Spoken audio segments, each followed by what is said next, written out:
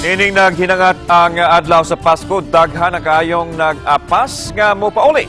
So taon na to ang Cebu South Bus Terminal kung ado na wagyoy daghang bus kung mabulog na ang mga pasahero. Atong sayran ang detalye nini sa live report ni Nico Serino. Nico, kumusta diya?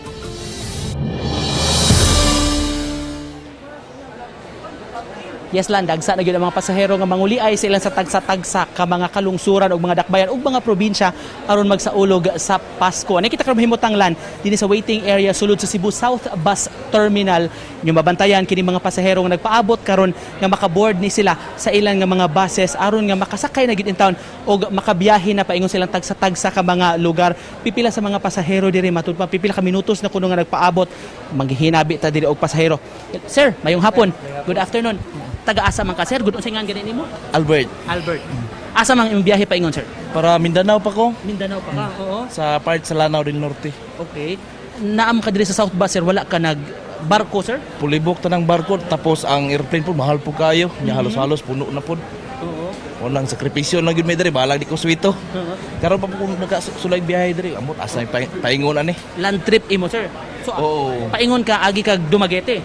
Dumaguete. Oo. O dayon, diretso from Dumaguete Dumaguete to Dapitan. Dapitan. Oo. Okay. Tapos Dapitan paingon day pagadian Medyo taas-taas gyud ang biyahe, sir. Taas siguro mga 2 days siguro biyahe na ko ani. Pero sakripisyo na lang basta makauli. Oh, basta makauli makaapas sa Pasko. Nag-unsa di ka diri sa Cebu, sir? Nami training diri. Training. Oo. Okay. Sir, daghan salamat, Sir Albert. Ha, og ayo sa inyong biyahe di, sir. Mao ni makapuso ang sitwasyon dinhi sa waiting area. Medyo bay-ubay gyud ang mga pasahero tuod apan gilauman sa kadaguan sa terminal nga mas mudaghan pa ang mga pasahero labi na gyud ugmang adlaw kay trabaho pa man ugma ug ugma sa hapon, ugma sa gabi ang dagsa sa mga pasahero dinhi.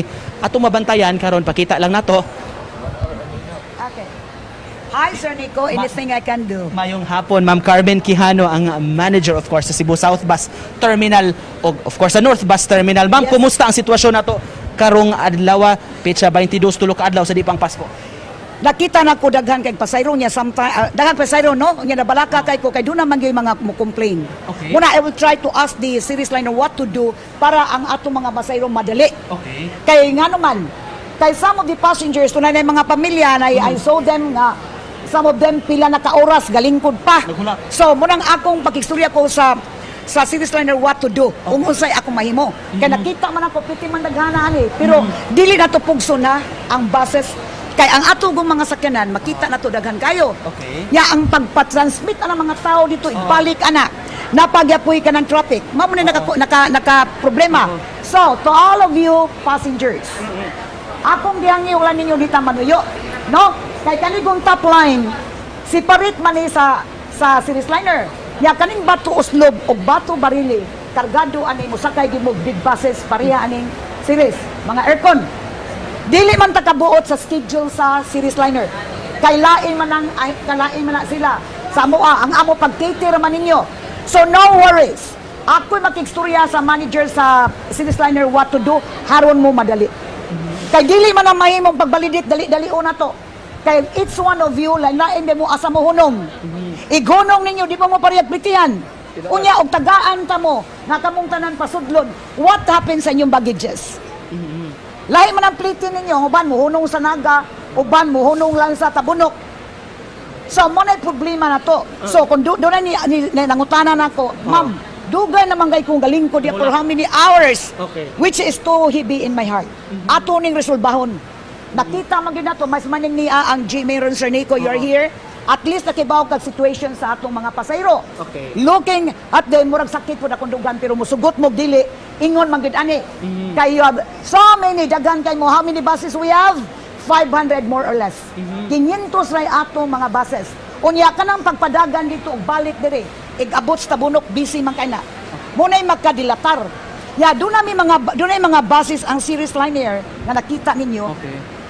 mo kwan pa man na mo remit pa na mas taas so atong buhaton maghuwata kay ilang man ang schedule di man ta kabuot og unsay ilang protocol sa ilang mga empleyado so process. ako nang i-promise to all of you let's behave mo wait lang ta kay all the passengers is here I guarantee 100% na all of you makasakay gyud kay nanagay mo sa passenger waiting area nagpasabot nga kamo masakay gid mo. I will not allow nga dunay mahabilin. Kay ako isip gitugyanan sa tong governor nga magtan-aw ninyo di ko mopauli. Unless dili mo mahurot with the presence sa GMA. Kaya nakita man ako nga kisi-kisi na gid mo with all the baggages, with all the Christmas gift sa inyong mga relatives. How I wish I could do something nga malipay si ma'am. Malipay. Okay, I know it's too heavy in his heart, in her heart. No, and matod pa niya.